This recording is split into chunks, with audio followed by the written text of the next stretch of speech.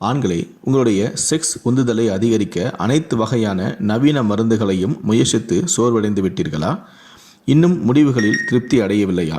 அப்படியென்றால் நீங்கள் உட்கொள்ளும் உணவை சரிபார்க்க வேண்டிய நேரம் இது. ஒவ்வொருவருக்கும் பாலியல் வாழ்க்கை மிகவும் முக்கியம். இருப்பினும் இன்றைய நாளில் பெரும்பாலான ஆண்கள் மலட்டுத்தன்மை பிரச்சனையை எதிர்கொள்கிறார்கள். உறவு சிக்கல்கள், குழந்தையின் பிறப்பு, மன அழுத்தம், அதிக வேலை, அதிக அல்லது போதுமான உடற்பயிற்சி இல்லாமை அல்லது தனிப்பட்ட பிரச்சனைகள், இது போன்ற விஷயங்களால் ஆண்களின் பாலியல் ஆசை குறையலாம். பெரும்பாலான ஆண்கள் தங்கள் 40 முதல் 50 வரைகளில் குறைந்தபட்சம் பாலியல் ஆர்வத்தை பராமரிக்கிறார்கள்.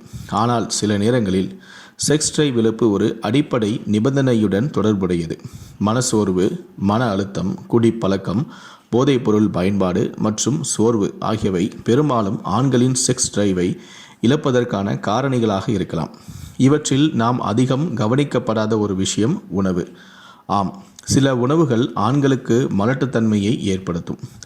ஆதலால் நீங்கள் எதை அதிகம் சாப்பிட வேண்டும் மற்றும் எதை தவிர்க்க வேண்டும் என்பதை பற்றி தெரிந்திருக்க வேண்டும். உங்களுடைய பாலியல் வாழ்க்கை நன்றாக இருக்க என்னென்ன உணவுகளை தவிர்க்க வேண்டும் என்று இந்த வீடியோவில் நான் தெளிவாக சொல்கிறேன். நம்பர் 1, டிரான்ஸ் கொழுப்புகள் மற்றும் வறுத்த உணவுகள். அதாவது டிரான்ஸ் கொழுப்புகள் நிறைந்த உணவுப் பொருட்களை நீங்கள் சாப்பிட்டால் அது உங்கள் உடல் ஆரோக்கியத்தை மட்டுமல்லாது பாலியல் ஆரோக்கியத்தையும் பாதிக்கும்.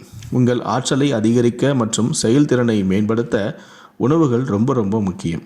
ஆனால் டிரான்ஸ் கொழுப்புகள் மற்றும் வறுத்த உணவுகள் படுக்கையில் எந்த சந்தர்ப்பத்திலும் உங்களுக்கு உதவாது. அதிகப்படியான டிரான்ஸ் கொழுப்பு அமிலங்களை உட்கொள்வது அசாதாரண விந்தணு உற்பத்திக்கு வழிவகுக்கும். இதனால் உங்களுடைய விந்தணுக்களின் தரம் பாதிக்கப்படலாம். 2வது, பதப்படுத்தப்பட்ட உணவுகள். இனிப்புகள், ரொட்டிகள் மற்றும் பேஸ்ட்ரிகள் போன்ற பதப்படுத்தப்பட்ட உணவுகளில் எளிய கார்போஹைட்ரேட்டுகள் உள்ளன. இந்த உணவுகளில் அதிகமான உணவு உயர் இரத்த சர்க்கரை, குறைந்த டெஸ்டோன், அதிகரித்த உடல் கொழுப்பு மற்றும் தசை வெகுஜனலுடன் தொடர்புடையது. இவை அனைத்தும் ஆண்களின் பாலியல் ஆசையை குறைக்கும் மற்றும் பாலியல் செயலிழப்புக்கும் வழிவகுக்கும். பதப்படுத்தப்பட்ட உணவுகளில் உள்ள ரசாயனங்கள் பாலியல் செயல்திறனை எதிர்மறையாக பாதிக்கும். அதனால் இந்த உணவுகளை முற்றிலுமாக தடுப்பது உங்களுடைய பாலியல் வாழ்க்கைக்கு நல்லது. 3வது, சோடியம் அதிகமுள்ள உணவுகள்.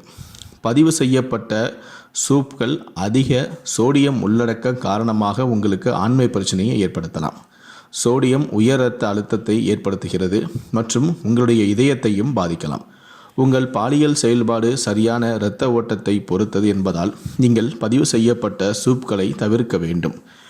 அதற்கு பதிலாக வீட்டில் தயாரிக்கப்பட்ட சூப்பை சாப்பிடுங்கள். அதிக உப்பு பயன்படுத்த வேண்டாம். பதிவு செய்யப்பட்ட உணவுகள் மற்றும் பதப்படுத்தப்பட்ட உணவுகள் போன்ற சோடியம் அதிகமுள்ள உணவுகள் உங்கள் பாலியல் வாழ்க்கையை முற்றிலுமாக பாதிக்கும். அதனால் இதை முற்றிலுமாக தவிர்த்து விடுங்கள். 4வது, சர்க்கரை. சர்க்கரை பாலியல் ஹார்மோன்களை எதிர்மறையாக பாதிக்கும்.